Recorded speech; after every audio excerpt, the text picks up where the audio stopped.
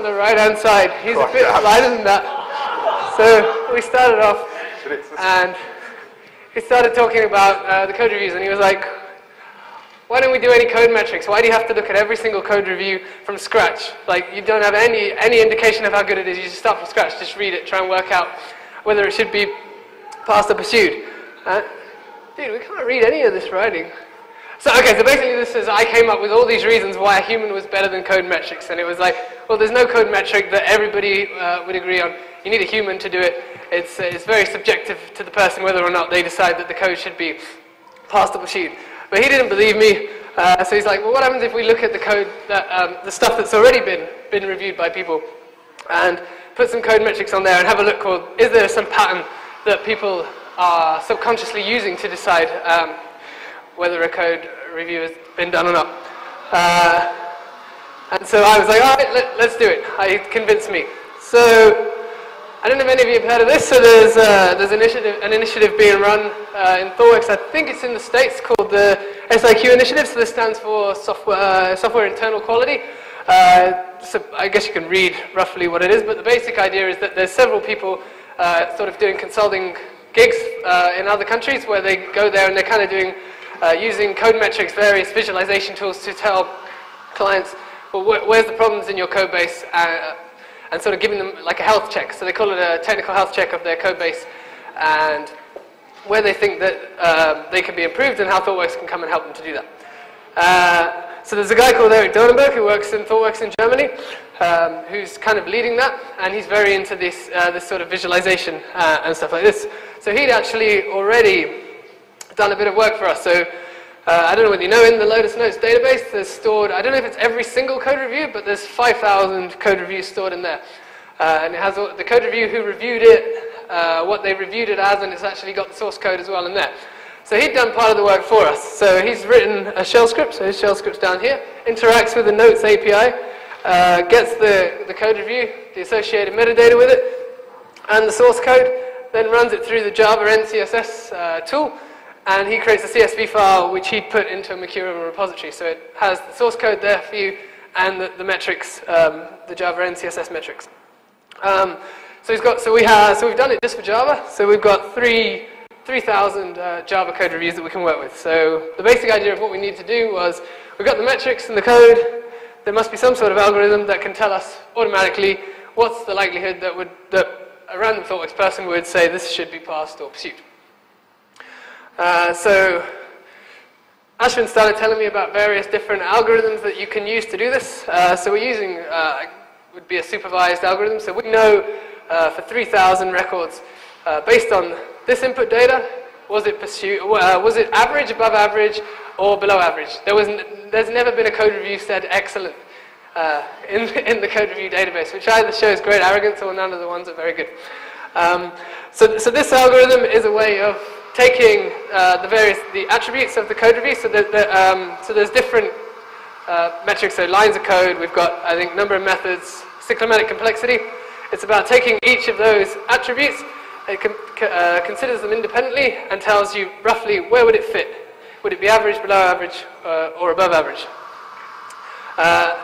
So the application that we've written, so there's two parts to it. There's one part which is offline. So we have these metrics, and we know which class it fits into. A class. So the class is either below average, average, or above average. So we give it the metrics and the class, and we pass it into this algorithm, and then store it in a database. And then we have a web app where you can upload a bit of code. It'll calculate the metrics for that bit of code, run it through the algorithm, and the algorithm will tell you whether or not it thinks it would have been average, above average, or below average. And now, over to you. Okay, so I'm not getting into the mathematical details of how the algorithm works. Instead, what we have is we made a small mashup of an app so we can tell you how powerful a very simple algorithm can be. So let's say you get a code review, and all you'll have to do is actually upload the review. So this is a master over review that we just randomly picked. You upload it as a zip file, and what happens is... you might want to highlight, if you highlight those... Okay. I don't know if you can...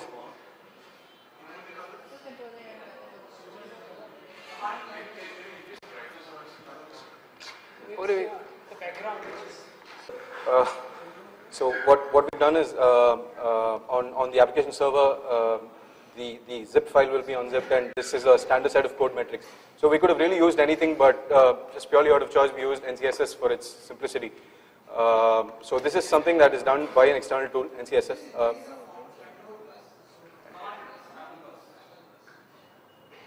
Helps?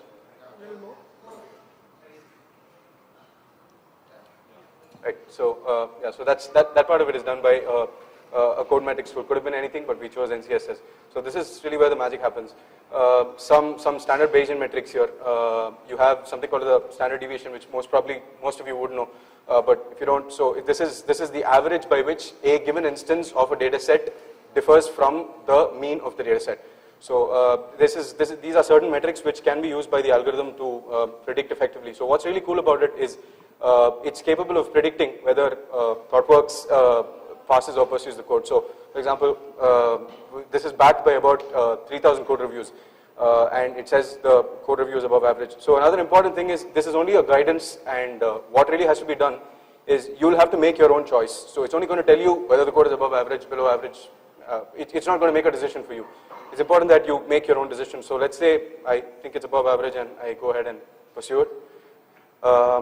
Yeah. So the importance of actually making your decision is that it will help the system learn more and more. So what happens is if somebody else was to use the tool tomorrow, your input will be used in order to make a more effective prediction. So the larger the data set, the more effective your prediction is going to be. So let's say I just wanted to go back and judge again. So I just wanted to take a moment to explain the rationale behind the tool. Generally, when you get a code to be reviewed, the most obvious thing that you look for is a certain pattern. So we have about 3 to 4 problems that we standardly ask people to solve. You look out for these patterns, and what is a pattern? So you have a problem and then you have a solution. And if a solution is effective, the human mind tends to port the solution to different similar problems as well. And if it's a really effective solution, that's when you really get a pattern out of it. So ultimately, when I get a code, I try to look for some sort of pattern. That being the case, these metrics that are generated here by NCSS, as well as the patterns that we look for, essentially they try to solve exactly the same problem. So if you're if you're an engineering grad, they follow the same semantic space. So what this really means is by mining data out of the metrics that are generated for code that has been reviewed, you can mine what parameters are implicitly used by people when they actually judge code. So you might not know that this is exactly what I use when I judge the code, but you can use tools like this to implicitly judge that. So the really cool part of the application is I can go and get some other opinions. So we haven't put this on CAS yet, but this is what I can do. I can potentially take a look at people, these are the people I work with, so you can go and take a look at what a particular person would have done with the code. So Nikunj, for example, would have says this code is average, and say Jatin would have said, yeah, the code is above average. Again, these are just suggestions that you can get. So and another interesting thing is we had about 3,000 code reviews, and we tested the application by feeding it with 1,500 code reviews, and we tested the other 1,500. So pretty surprisingly, we had about 79% accurate rates. So I'm not saying 79% is excessively awesome to let the system itself make a decision for you, but I think it's a pretty good thing to let it to use it as at least a guidance parameter, if not for anything else. Having said that, we did show this to one of the recruiters, and he was disgusted at the idea of not. I remember one of them were not impressed with this idea. I said, I'm using this for every code review. Now I want to get it to generate the comments for me as well. Then I don't have to do anything.